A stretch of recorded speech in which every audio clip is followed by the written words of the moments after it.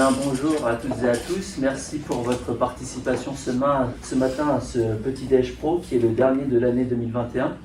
Donc un petit Déj Pro, le format vous le connaissez. On va démarrer par une conférence qui va durer à peu près 45 à 50 minutes. Ensuite, on aura pas mal d'échanges pendant la conférence, mais surtout à la fin. Donc si vous avez des questions, je vous demande de les réserver à la fin. Par contre, si vous voulez rebondir sur la conférence, il n'y a pas de problème.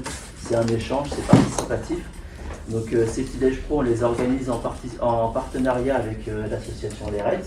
Donc je laisserai le soin à Maxime de présenter l'association. Et c'est une fois par mois. Donc au départ, on était parti sur tous les premiers mardis du mois.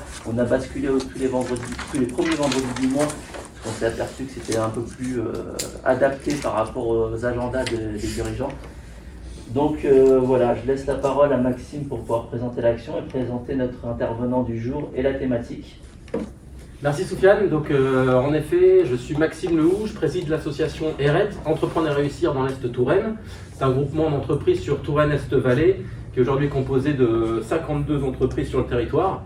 L'objectif est de créer du lien entre les chefs d'entreprise, d'être un interlocuteur privilégié avec nos élus du territoire et d'agir sur des facteurs de développement de nos zones d'activité et de nos entreprises.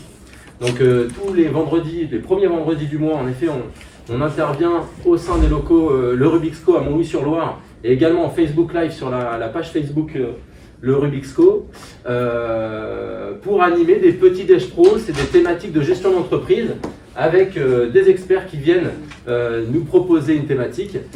Thématique donc de ce matin avec notre expert du jour Olivier Senet de Prospective sur la thématique stratégie commerciale.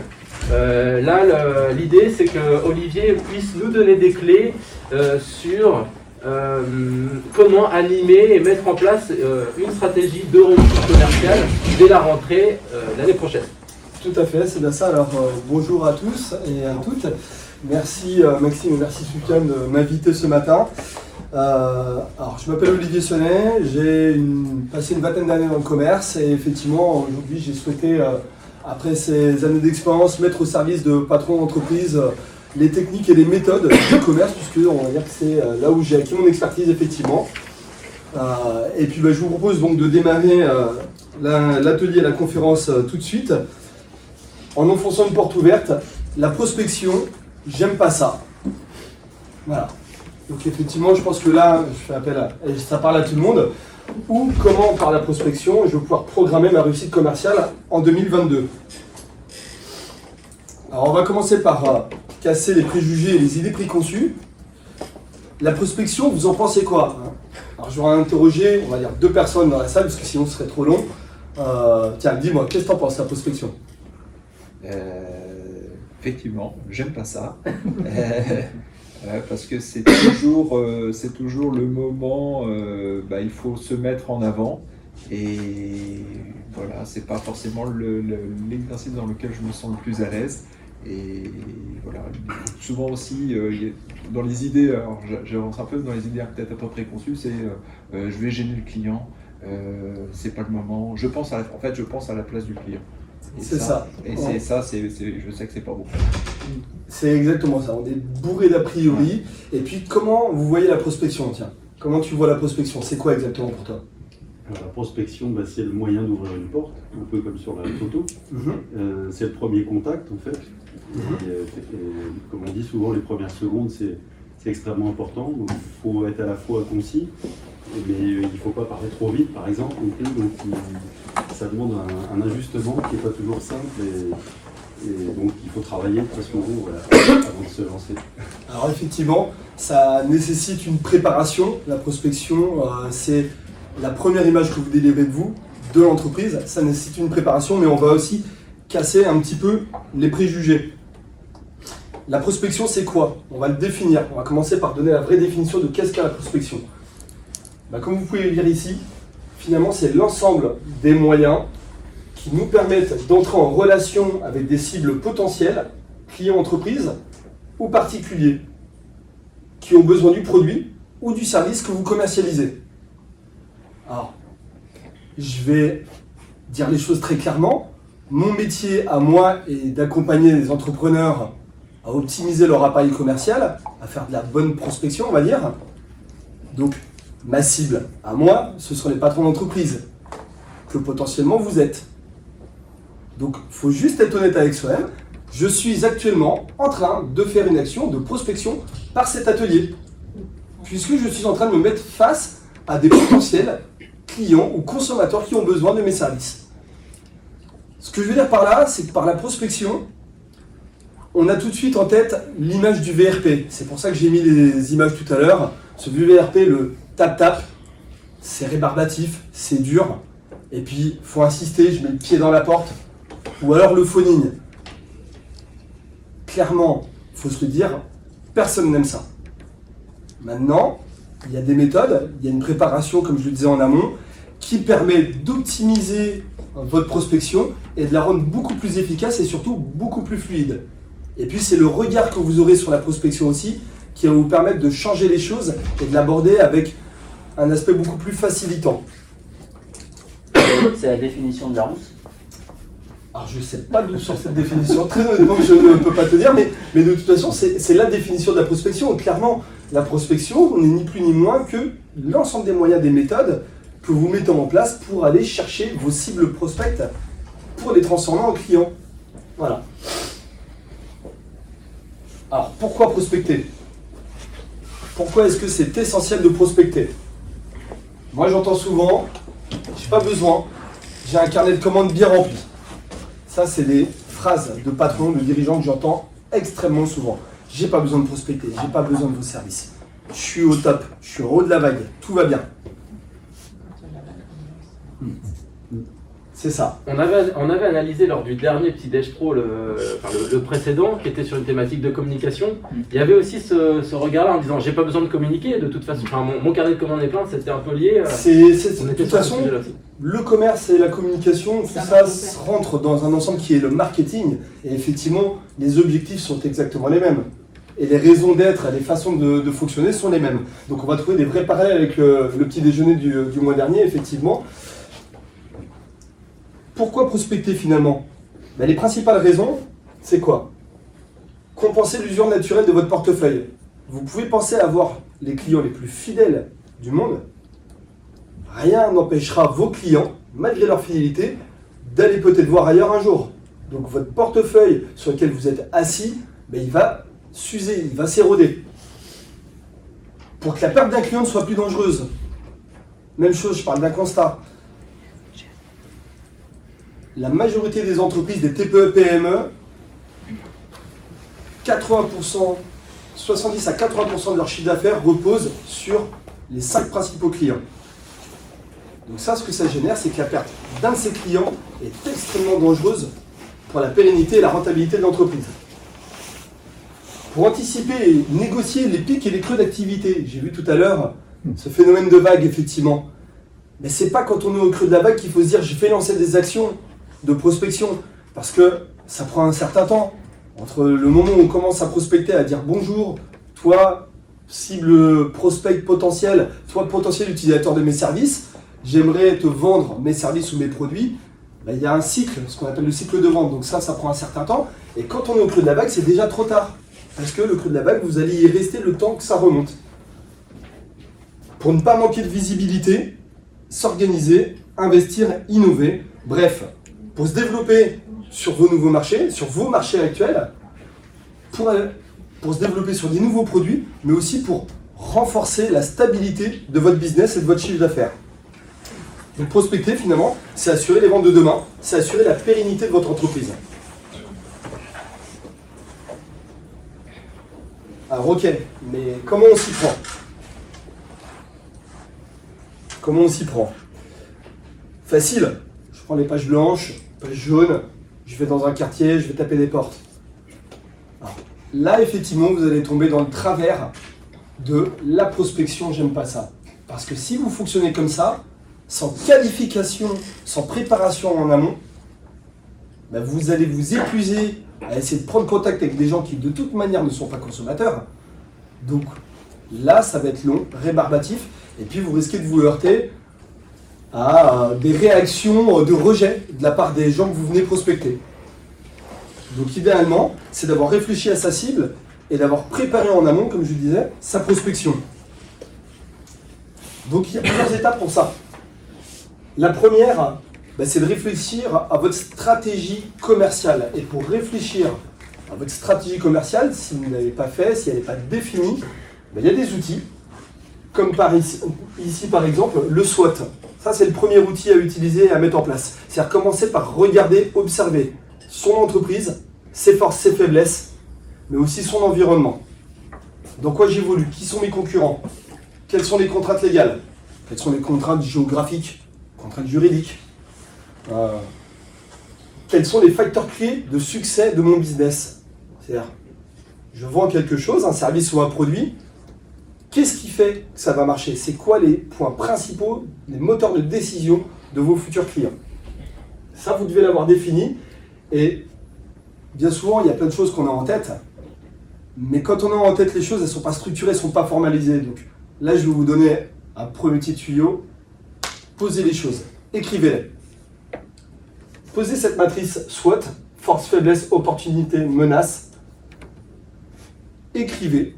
Parce que ça va vous permettre de clarifier les choses dans votre tête. Donc, ça, c'est vraiment le premier point de départ avant de vouloir commencer une action de prospection pour aller chercher sa réussite commerciale.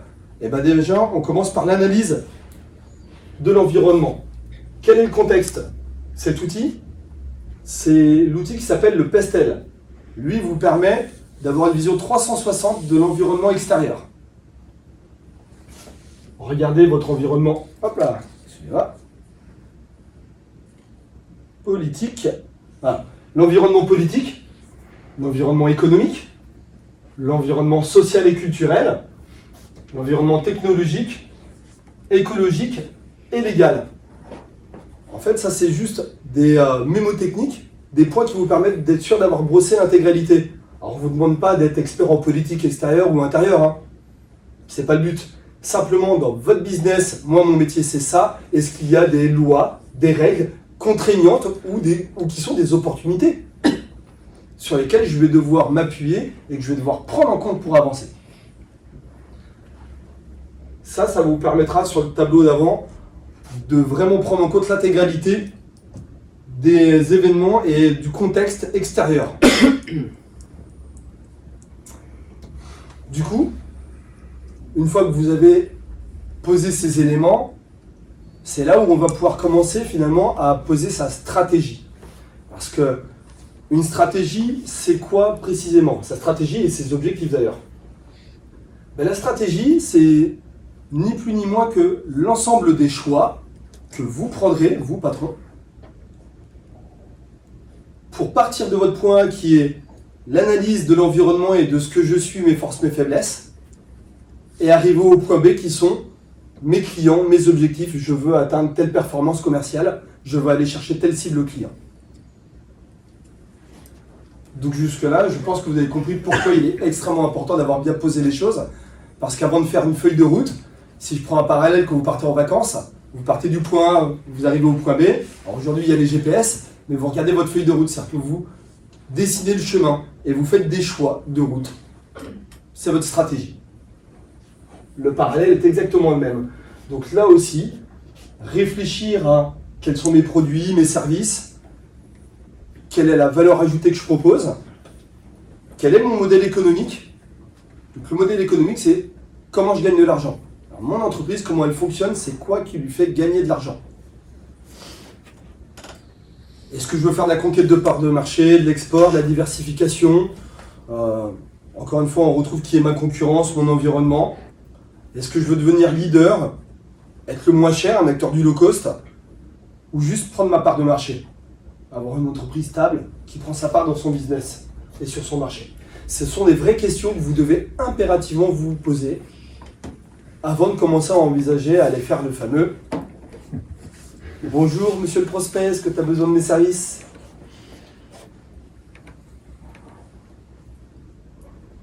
Réfléchir à vos cibles. Donc c'est pareil, réfléchir à vos cibles, alors ce sont des éléments qui font partie de la stratégie marketing, mais vos cibles, c'est de réfléchir en amont à qui sont-elles, comment est-ce que je les découpe, je les segmente, quels sont mes marchés, marché public, marché privé, marché B2B, marché des particuliers. Comment je segmente après, une fois que j'ai défini mes cibles et mes marchés, comment je segmente, c'est-à-dire que... Et alors pourquoi je segmente?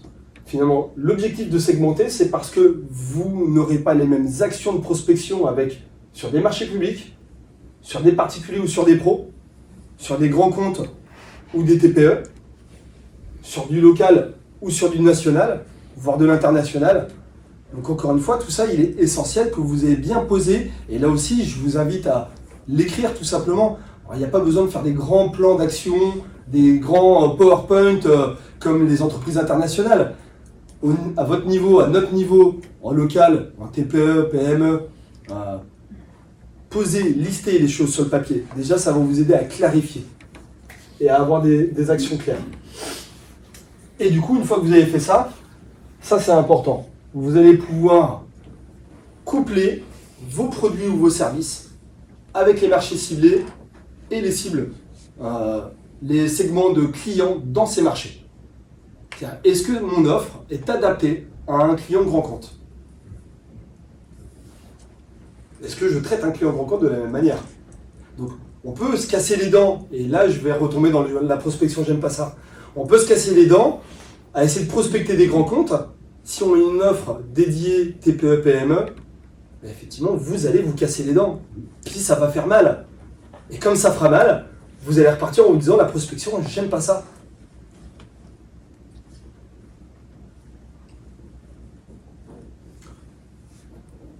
Une fois que vous avez fait ces éléments, le monde d'aujourd'hui se diversifie. Il y a de plus en plus de méthodes, de canaux de distribution. Donc, ce sera extrêmement important pour vous, mais là encore une fois, ce sera pour faciliter votre prospection et la rendre la plus agréable possible. Mais une fois que vous avez compris qui vous êtes, quelle est mon entreprise, quelle est ma proposition de valeur, dans quel environnement j'évolue, qui sont mes concurrents, quel bâton ils me mettent dans les roues pour avancer, qui sont mes clients, est-ce que c'est des grands comptes, des TPE, est-ce que c'est des particuliers, et comment ils fonctionnent ces clients-là, quelles sont leurs habitudes. Vous allez pouvoir définir les canaux de commercialisation, c'est-à-dire les moyens et les chemins par lesquels vous allez aller chercher vos clients, vos cibles. Parce qu'encore une fois, il y a un exemple ici, salon professionnel. Vous vous doutez qu'un salon professionnel, si votre clientèle c'est les particuliers, ça n'a aucun effet, aucun intérêt. Alors, je prends volontairement des exemples extrêmement grossiers pour que ça soit très illustré. Mais si vous utilisez un canal de distribution qui n'est pas utilisé, ou de prospection qui n'est pas utilisé par votre cible, ça n'a aucun effet. Aucun. Donc, encore une fois, vous revenez sur le « je me fais mal ». Je ne comprends pas, ça ne marche pas, et du coup, j'aime pas ça. Parce que la prospection, finalement, quand vous avez fait ce travail-là en amont, vous pouvez aussi l'appréhender et la voir de manière beaucoup plus fluide. Je fais un aparté parce que, effectivement, tout à l'heure j'ai entendu il faut une préparation, faut faire attention à ces mots, faut regarder comment je m'y prends, j'ai que quelques secondes pour faire bonne impression. Mais quand vous avez déjà préparé en amont tout ça, bah vous êtes beaucoup plus confiant en vous, donc quand vous arrivez, vous avez une posture qui n'est pas du tout la même face à votre prospect. Et puis quand bien même, la prospection, ce sera toujours un petit peu rébarbatif, un petit peu dur, mais c'est la vision et la posture que vous aurez, la vision que vous porterez sur votre prospection qui va vous permettre de changer les choses. Personnellement, j'adore faire des rencontres et prendre le temps de discuter avec les gens. J'espère qu'on aura l'occasion de discuter tout à l'heure après, tous ensemble. Donc j'ai finalement toujours abordé ma prospection comme un moyen de m'ouvrir aux autres.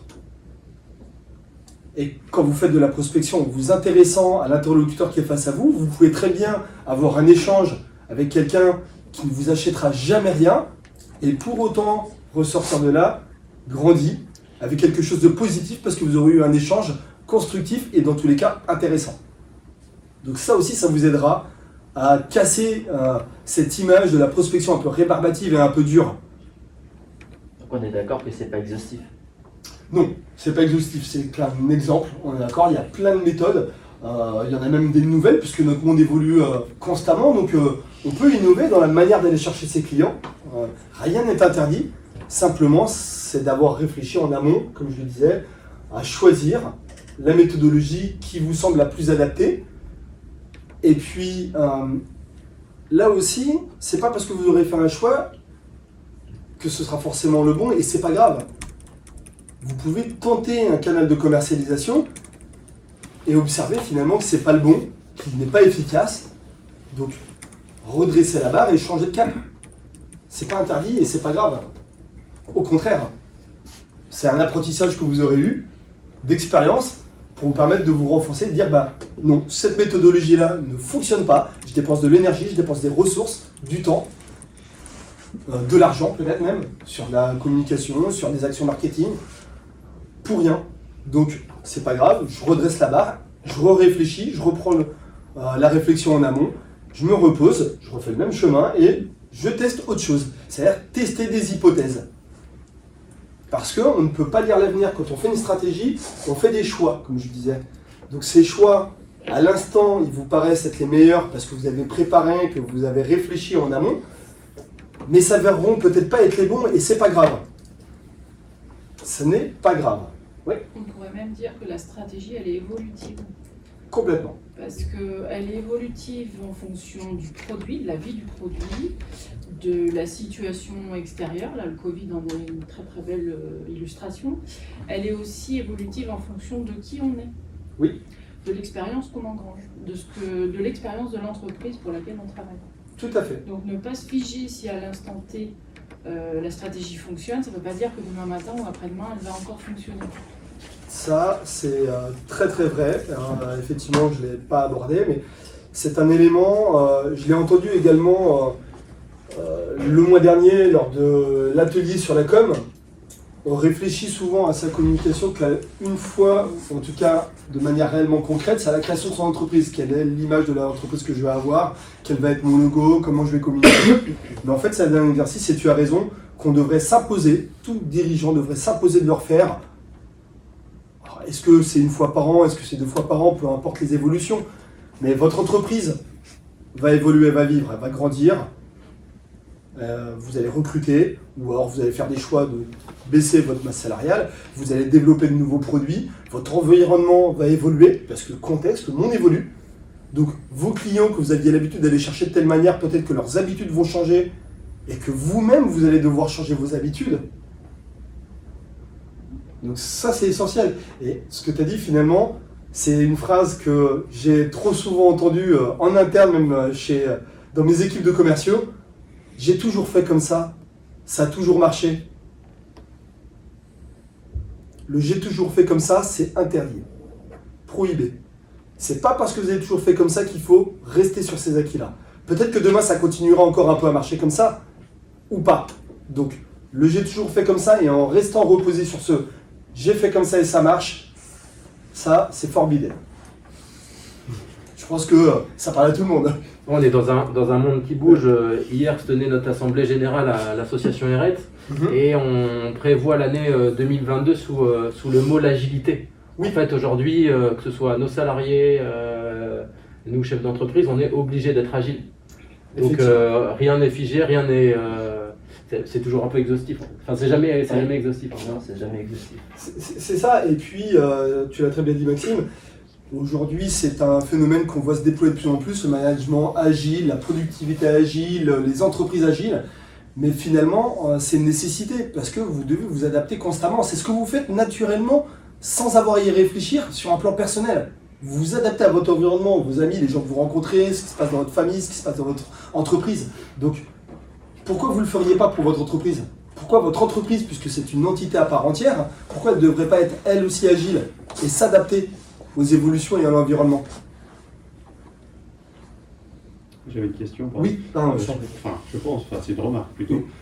C'est que pour que la prospection soit efficace aussi, il ne faut pas que ça soit ressenti mal par le prospect.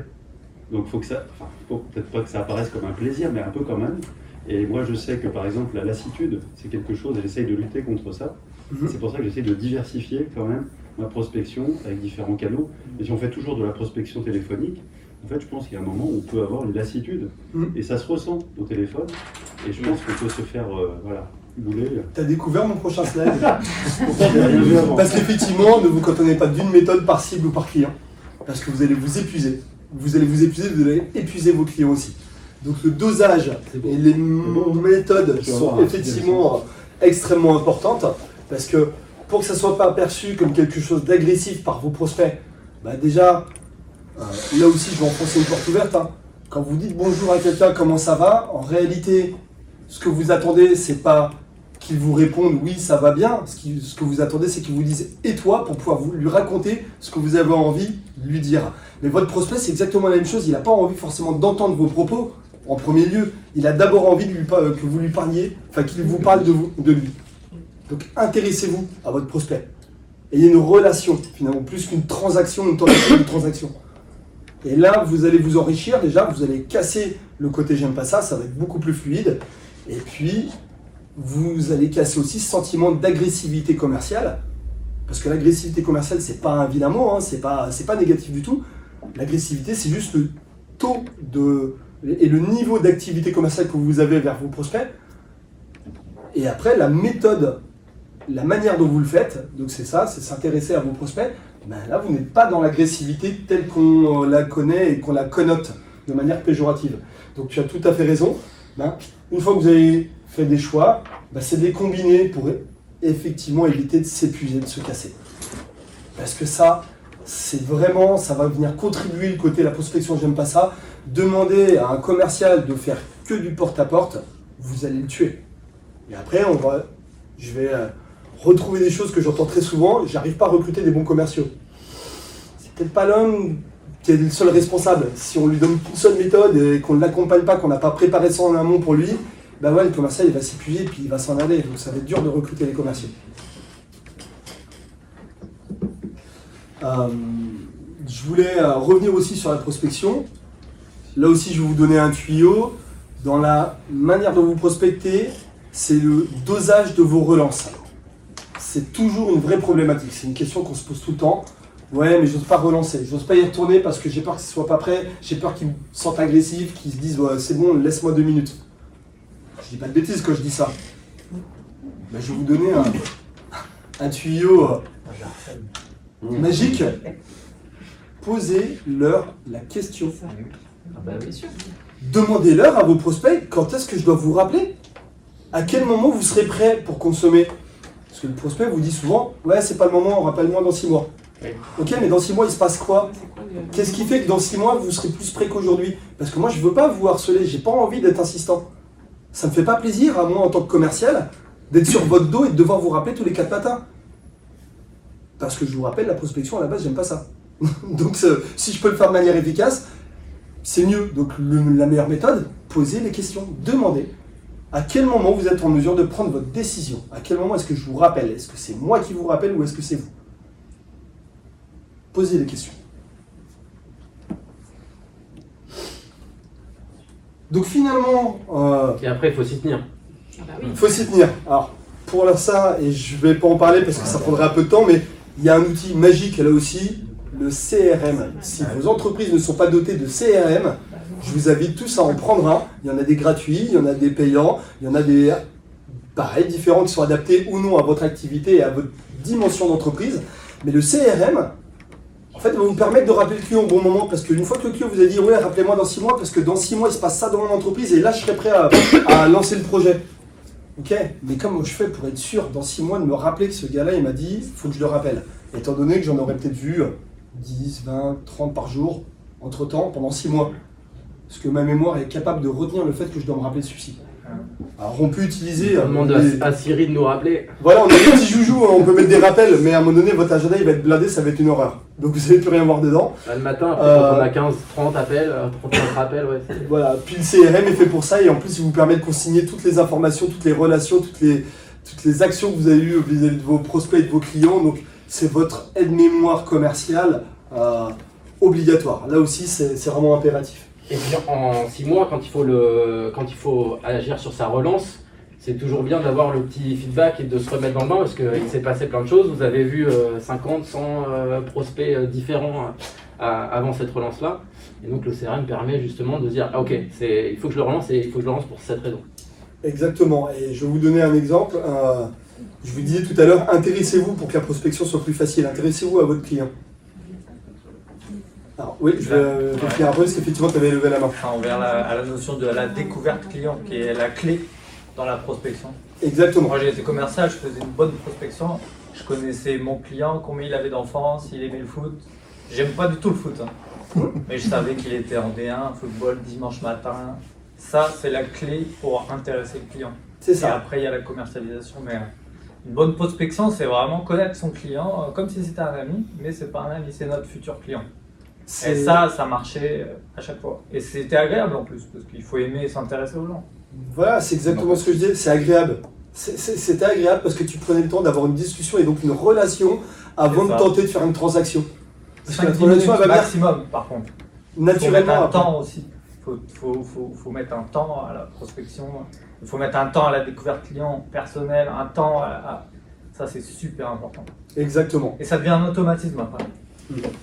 Et en plus, comme vous aurez consigné les éléments de votre prospection, de votre échange dans votre CRM, et que vous aurez été attentif, vous serez intéressé, vous aurez noté un point qui vous semble important dans la vie du client, et la fois d'après, quand vous le rappelez, et que vous lui rappelez ce point-là, vous démarquez d'une grande partie des commerciaux qui ne font pas ce travail-là, parce qu'il se dit « Waouh, il m'a accordé de l'importance, il se rappelle de moi ».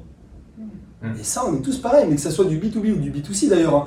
Non, en B2B, c'est un humain que vous prospectez, quoi qu'il arrive. Hein. Vous prospectez l'entreprise, mais vous avez affaire à un humain. Et cet humain-là, s'il sent que vous vous rappelez de lui, que vous l'avez considéré, bah, ça matche vachement mieux. Et la fois d'après, quand on revient, c'est beaucoup plus facile. Donc du coup, moi, ce que je préconise, bah, c'est de structurer et d'organiser un plan d'action, tout simplement, pour que votre prospection soit meilleure et pour que votre réussite commerciale soit au rendez-vous en 2022, mais aussi en 2023 et par la suite. Organisez, structurez, cadencez, donnez-vous des objectifs. Je le disais aussi tout à l'heure, les objectifs de prospection, si vous faites 30 porte-à-porte par jour, vous allez vous épuiser. À quoi bon? Donc donnez-vous des objectifs et des objectifs qui soient réalistes et cohérents pour ne pas vous épuiser et ne pas vous dégoûter tout simplement. Parallèle que je pourrais faire, c'est tout simplement, si vous voulez aller courir, que vous n'avez pas l'habitude de courir et que vous faites tout de suite 45 minutes de course, vous allez vous casser. Donc dosez au bon niveau par rapport à vos capacités. Donc en conclusion, bah, la solution c'est quoi? C'est d'industrialiser votre processus commercial. Considérez l'action commerciale comme dans une logique industrielle avec des processus, avec des durées et avec de l'investissement. Plus d'efficacité en dépensant mieux. N'oubliez pas là aussi un tuyau, la règle des 4B.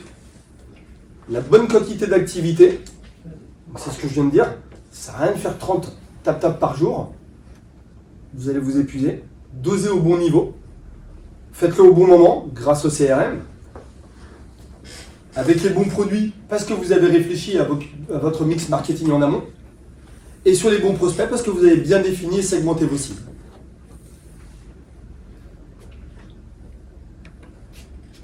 Une démarche en 3 étapes, tout simplement. Une première qui est la phase de diagnostic, d'audit, d'analyse, qui je suis, la construction de votre plan d'action, et puis le pilotage de ce plan d'action. Vérifier, s'assurer que ce qu'on a décidé en amont, on l'a bien fait, pour éviter ces à-coups d'activité, les à-coups de prospection, et finalement se retrouver à nouveau, encore une fois, dans cette phase de la prospection. J'aime pas ça. Est-ce que vous avez des questions? Moi j'ai une remarque, c'est vrai qu'en préambule de ce petit Déj Pro, tu demandes qu'est-ce que c'est la prospection. Là, c'est un peu plus facile d'y répondre avec ton exposé de ce matin. Au début, on répond en effet, la prospection, c'est prospection physique, prospection téléphonique. C'est en fait, je passe à l'action. Et en fait, le temps de préparation, il est le plus important.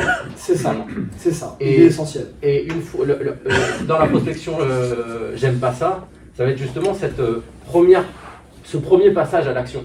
Après, si tout a été bien préparé et que le premier contact est fait, en fait, on y est allé. Finalement, après, la prospection, c'est pas facile, mais ça se passe bien. C'est pas facile, mais ça se passe bien, et c'est pour ça que j'ai fait le parallèle tout à l'heure avec le sport et avec le footing. Si vous décidez du jour au lendemain, vous n'avez pas l'habitude de faire du footing, vous décidez de partir faire 45 minutes de course avec vos chaussures standards, les chaussures de tous les jours qui ne sont pas les bonnes, avec une tenue qui n'est pas adaptée, sans que vous êtes échauffé et que vous n'avez pas d'entraînement en amont, vous allez simplement vous casser, et la course, j'aime pas ça. Le parallèle est exactement le même, la préparation en amont, l'analyse de ses forces et de ses faiblesses, de ses capacités à y arriver, elle est essentielle pour pouvoir avoir une action commerciale qui soit la bonne. Et au final, dans le comment réussir et programmer ma réussite en 2022, il n'y a pas réellement de secret. Prospecter, continuer à prospecter en continu, de manière fluide et linéaire. N'attendez pas les mouvements d'activité pour le faire, ou qu'un client soit en risque de partir et de mettre en danger votre entreprise.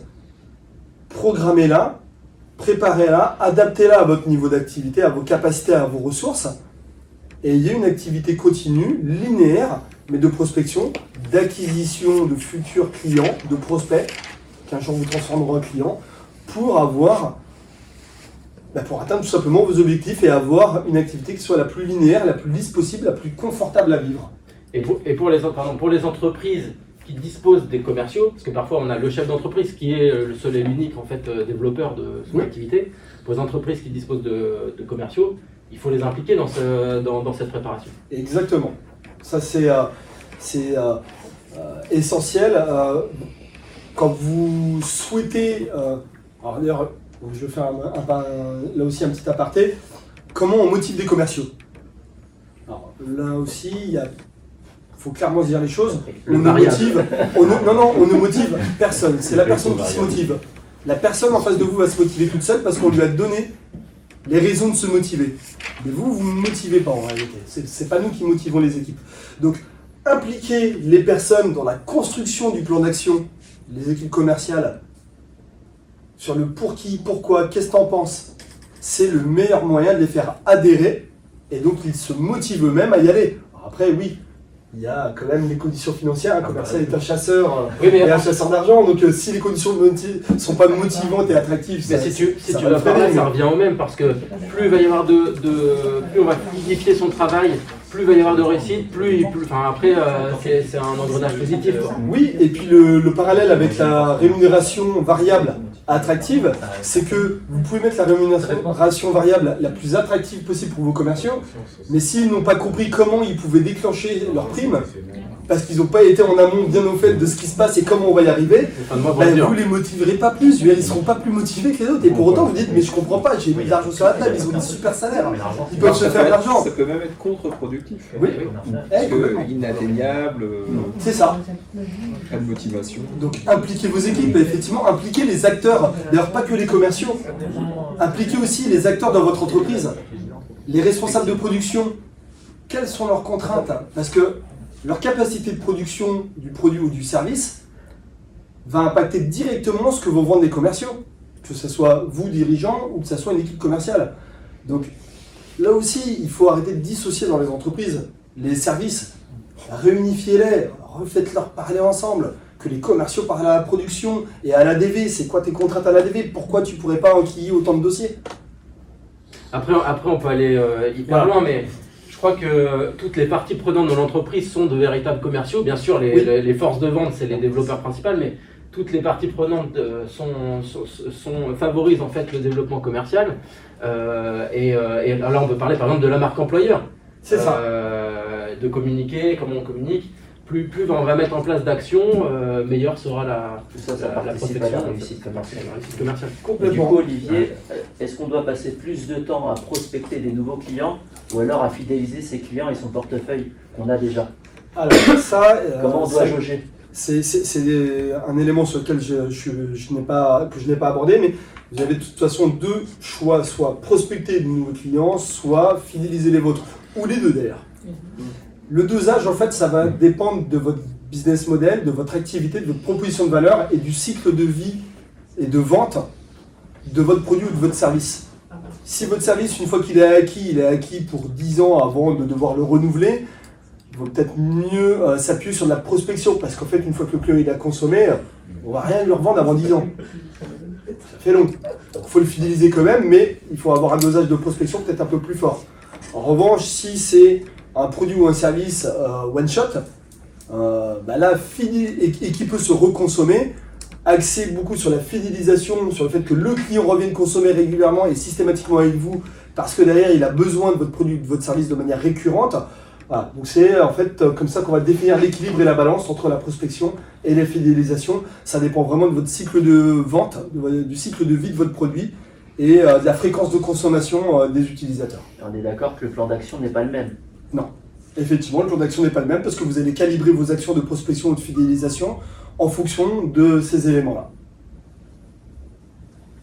Est-ce qu'il y a d'autres questions? J'ai une question. Je voulais revenir à la prospection téléphonique, par exemple. Oui. Donc, admettons, on s'est bloqué à notre agenda une demi-journée. On arrive sur cette fameuse demi-journée et là, on n'a pas la pêche. Alors qu'il faut prendre le téléphone et y aller. Est-ce que tu as des clés, des mots qui peuvent nous parler pour déclencher une motivation, une facilité, une envie d'y aller? Ou alors est-ce qu'il vaut mieux attendre un petit peu et faire plus tard? Qu'est-ce que tu nous conseillerais? Il y a plusieurs façons de faire, ça dépend encore une fois de chacun. Moi, ma préconisation, parce que c'est comme ça que je l'ai appris et c'est comme ça qu'on m'a, entre guillemets, éduqué commercialement. J'ai toujours fait comme ça. C'est ça. Non, mais par rapport à moi, parce que je sais que je fonctionne comme ça en tout cas, et par rapport à cet état de fait de je suis pas dedans, j'ai pas la moelle aujourd'hui, je me sens pas d'y aller quoi. Je préfère reporter. C'est-à-dire que je me dis tant pis, je vais pas y aller parce que je vais me casser, je vais faire mal et puis en plus je vais donner une mauvaise image de moi. Je vais gâcher peut-être des prospects potentiels parce que j'aurais pas eu les bons mots, la bonne méthode. Donc reporter alors et différer dans un temps correct et imparti, c'est à vous de l'analyser évidemment.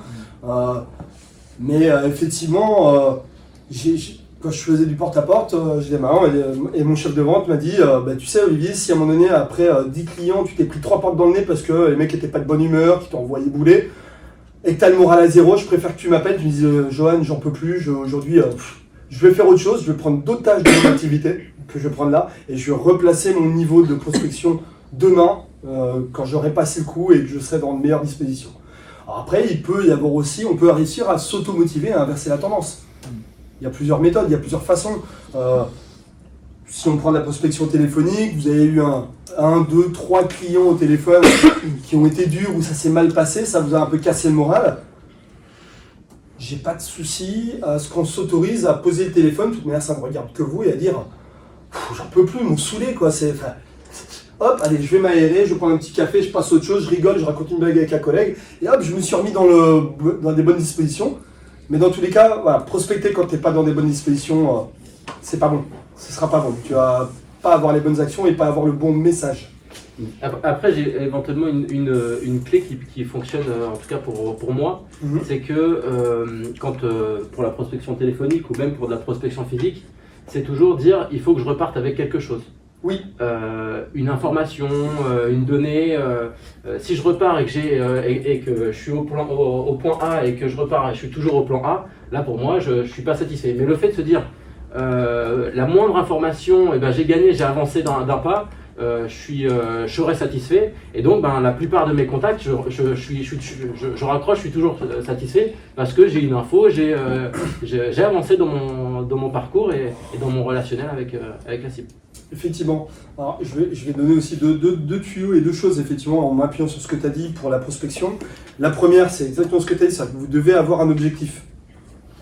Quand vous prospectez, quand vous rentrez en contact avec un prospect, vous avez de toute manière un objectif. Le premier, il est de accrocher ce prospect et susciter son intérêt à votre produit ou à votre service. Mais si vous n'y arrivez pas, vous devez repartir avec quelque chose.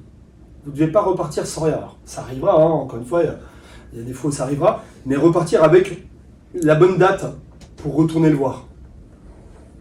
Repartir avec une information qui permet de qualifier mon CRM que je n'avais pas.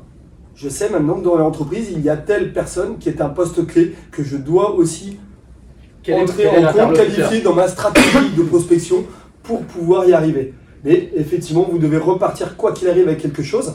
Et alors, le deuxième tuyau, c'est ce quelque chose avec lequel vous repartez. En fait, ce sera votre prétexte pour recontacter votre prospect la fois d'après. Parce que là aussi, prospecter, mais qu'est-ce que je leur raconte? Qu'est-ce que je leur dis? Donc, mon tuyau, il est très simple. Trouvez-vous des prétextes. Je devais vous envoyer le catalogue produit, la plaquette commerciale. La fois d'après, quand je vous rappelle, est-ce que vous l'avez bien reçu? C'est mon prétexte à prendre le contact. Est-ce que vous l'avez bien reçu? Est-ce que vous l'avez bien compris? Est-ce que vous voulez qu'on la relise ensemble? Quel que soit le prétexte, hein. Ça c'est à vous d'en décider. Je suis pas là pour vous donner des prétextes type qui marchent à tous les coups, parce qu'il n'y en a pas. Mais effectivement, avoir un prétexte pour retourner voir votre prospect au bon moment, ça c'est essentiel et ça va là aussi faciliter vos actions de prospection.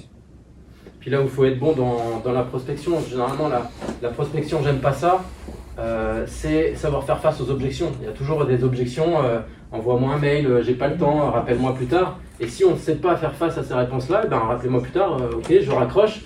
Et là pour le coup, j'ai appelé et j'ai 0 objectif qui ont été définis. Et donc il y a une préparation aussi avant d'appeler, c'est de faire de la visualisation ou de se projeter pour dire quelle objection mon client peut me faire face pour essayer de casser quelques barrières. Mais il est vrai que plus on connaît son client, plus on a des capacités à trouver des prétextes pour pouvoir le rappeler derrière. Voilà. C'est ce que disait Ça, tout à l'heure c'est une Florent, certitude. c'est assez juste. C'est-à-dire Ouais. que la découverte client, elle est assez importante. Et on ne peut pas s'adresser à... Il faut personnaliser un petit peu la prospection et s'adapter à la personne qu'on a en face. Je pense qu'effectivement, il y a les cibles. Il ne faut pas se tromper de cible, mais en même temps, à l'intérieur d'une cible, il faut aussi savoir parler à telle et telle personne, en fait, hein, tout simplement. Moi, je voulais revenir à ce que a dit Maxime juste avant. Il faut se préparer, certes, pour avoir le plus d'outils sous le coude possible. Mais à un moment donné, il faut lâcher prise et revenir à ce que disait Olivier, ou je ne sais pas son prénom, c'est que c'est des gens en face de nous. Et que, allons-y naturellement. Et ça. le naturel, je crois que c'est le meilleur des atouts, enfin, le meilleur outil. Je vais En citer tout le cas, moi, slogan ça de fait 10 McDo. ans que j'utilise le naturel. Meilleur faire. Et j'ai jamais une démarche commerciale, tiens, toi, je vais te signer tout de suite, quoi. Non. Il y a des gens, je les connais depuis 5-6 ans, et puis ça a déclenché une action ensemble, un travail ensemble, au bout de 5-6 ans. C'est ça. Mais slogan Ouais, McDo, pressé, quoi. venez comme vous êtes. Ouais. Ah, soyez naturel en fait, parce que là aussi, je vous avoue une vérité, vous n'aurez pas tous les clients et on ne peut pas plaire à tout le monde. Vous aurez des clients qui vous ressemblent en fait. Donc il faut assumer totalement de se dire, ok, mes clients sont ceux à qui je corresponds. Puis il y a des gens avec qui on n'a pas envie de travailler non plus. C'est ça. Non mais on a le droit, il faut se l'avouer, et on a le droit, on peut assumer, dire, ce client-là, par rapport à son état d'esprit, sa façon de fonctionner, je me sens pas, je suis pas à l'aise, on n'est pas en phase, ça va être une contrainte de bosser ensemble, donc pourquoi se forcer à apprendre le marché? C'est ça. D'exclure ceux qui sont. Ce que je fais beaucoup aussi, c'est d'essayer de demander, en fait, si par exemple je ne déclenche pas forcément une intention d'achat ou un projet chez un prospect, c'est de lui demander si par rapport à ce que je viens de lui présenter, est-ce qu'il connaîtrait d'autres entreprises dans le coin qui seraient susceptibles d'être intéressées par mes solutions? Si oui, lesquelles? Et est-ce que je peux me permettre de les appeler de ça? Et ça ouvre des portes plus facilement. Ça, c'est génial comme outil ce qu'il a dit. Hein. C'est vrai que c'est d'une efficacité parce qu'on est sur une forme de recommandation en fait. Donc du coup, ça c'est extraordinaire. C'est un très très bon outil en fin de rendez-vous, fin de prospection ou de rendez-vous client. Effectivement, s'appuyer sur le fait que ça se soit bien passé pour qu'il vous confie des potentiels prospects suivants, c'est génial. Puis aujourd'hui, avec la connexion, le réseau, c'est sûr que quand le réseau apporte, tiens, appelle quelqu'un de ma part, on a déjà fait un gros pas en avant, quoi. Ouais. Et puis ça rejoint ce que tu disais, c'est en fait se dire, même si ça n'a pas marché avec ce type-là, je repars avec quelque chose. Et ça peut être soit un autre contact dans une entreprise, ça peut être aussi un contact dans la même entreprise, et parce que la personne qu'on a appelée n'est pas On forcément n'a pas la tiré les bonne. bons interlocuteurs. c'est Donc, ça. en fait, on dit, alors, qui est susceptible de s'occuper de ça, et voilà. Et on a le prétexte, on a le futur prétexte. Exact. Je voulais revenir sur ton intervention sur effectivement, alors là c'est aussi par expérience professionnelle, se bloquer une demi-journée pour faire du phoning. Et moi j'aurais tendance, et moi alors je l'ai fait aussi, effectivement, là on est dans le dur, on n'est pas bien, enfin voilà. Et c'est de se dire, plutôt que de se bloquer une demi-journée pour faire du phoning, c'est de se dire, se mettre juste, par exemple, faire 2-3 appels par jour. Ouais. Mais tous les jours. Et puis si là, dans la journée on n'a pas fait les 3, on n'en a fait que 2, le lendemain on s'en rajoute un.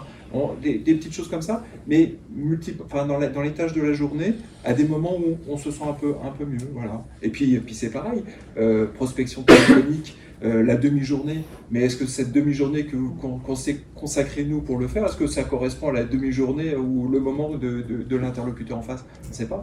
Essentiel, point de la découverte. À quel moment je vous rappelle dans la journée? Est-ce que vous êtes en début de semaine, fin de semaine, mais est-ce que vous êtes du matin, du midi, du soir? Donc plutôt que de se réserver des créneaux, effectivement, alors, au début, quand vous démarrez les premières actions de prospection, oui, pour créer du volume et commencer à qualifier vos contacts. Mais à un moment donné, quand le client vous aura dit, moi, vous me rappelez dans 6 mois, mais par contre, je suis dispo en général le mardi matin parce que dans mon organisation, c'est le mardi matin que je suis disponible, il faudra vous organiser, et ça sera aussi avec votre CRM qui va vous mettre la relance au bon moment, mais il faudra s'organiser pour dire, ok, on est mardi matin à 10h, c'est le bon moment pour l'appeler. Le bon moment. Je l'ai dit dans la règle des 4B. Donc c'est exactement ça. Alors, vous l'aurez compris, on a parlé de traitement des objections, on a parlé de différents sujets. J'ai focalisé sur la prospection et avec la préparation à la prospection, mais finalement dans le fonctionnement de votre appareil commercial, il y a plein d'étapes de préparation en amont qui sont nécessaires d'envisager. Créer un référentiel de traitement des objections parce que dans votre business model, dans votre produit, dans votre activité, ce sont les objections récurrentes qui ressortent. C'est-à-dire s'y préparer et les partager aussi, ça je ne l'ai pas dit, mais partager l'argumentaire commercial, la stratégie, le traitement des objections avec toutes les personnes qui sont en contact avec le client ou avec le prospect. Parce que le message doit être le même et que la manière d'y répondre doit être la même dans l'entreprise. Mais là aussi, c'est un sujet qu'on pourrait développer. Avec son naturel de chacun. Voilà, c'est ça. C'est ça. Non, mais dans les différents services, une ADV, pardon. Non, vas-y, Une ADV peut avoir une réponse ou avoir déjà répondu à une objection que le commercial va avoir plus tard, et en fait, c'est l'expérience des deux qui va faire ah bah ouais, t'as déjà la réponse, toi, hop, je vais m'en servir, ou l'inverse. L'expérience professionnelle de chacun va aider son collègue. Et là aussi, le CRM, il a un gros intérêt parce que l'ADV va peut-être mettre dans le CRM un élément qu'elle a recueilli chez le client, que le commercial n'avait pas, lui, il n'avait pas l'information. Et grâce au CRM, alors ils peuvent aussi se parler, ça ne veut pas dire que le CRM oublie, interdit de se parler dans l'entreprise, mais on n'y pense pas des fois, tout simplement. Donc quand le commercial retournera voir le client, ah tiens, mon assistante, elle avait dit ça, et finalement, il faut que je le prenne en compte pour pouvoir être plus efficace. Est-ce que c'est pertinent pour vous, qui êtes professionnel de la prospection, de faire des sketchs? Oui, c'est de l'entraînement. Des sketchs. Des sketchs de prospection, des sketchs de vente, des sketchs d'entretien, oui, c'est de l'entraînement. Parce que je refais le parallèle avec le sport, il faut s'entraîner. Il n'y a pas. Les premières fois, il faut accepter et se dire que vous allez un peu buter, ce sera un peu dur, ça va riper un peu, parce que vous manquez encore d'entraînement et d'expérience. Puis plus vous entraînez, plus vous en faites, et plus ce sera simple et facile, et vous allez aborder les choses avec plus d'aisance, tout simplement. C'est quoi des sketchs? Des sketchs? Se le faire soi-même ou le faire avec quelqu'un? À deux, en fait, c'est préparer. Là aussi, en repartant de ce que vous avez préparé en amont, votre stratégie, votre cible, votre client, votre argumentaire, votre traitement des objections, c'est de faire une simulation, en fait. Tiens, je joue le prospect, tu joues le client, on dit que tu viens me voir en tapant à la porte, donc on peut même formaliser la chose avec une salle et une vraie porte, tac, tac, bonjour. Entraînez-vous au premier contact, le passage de carte de visite. Comment je le fais? Et j'observe comment réagit la personne face à moi, parce que je vais recueillir plein d'informations.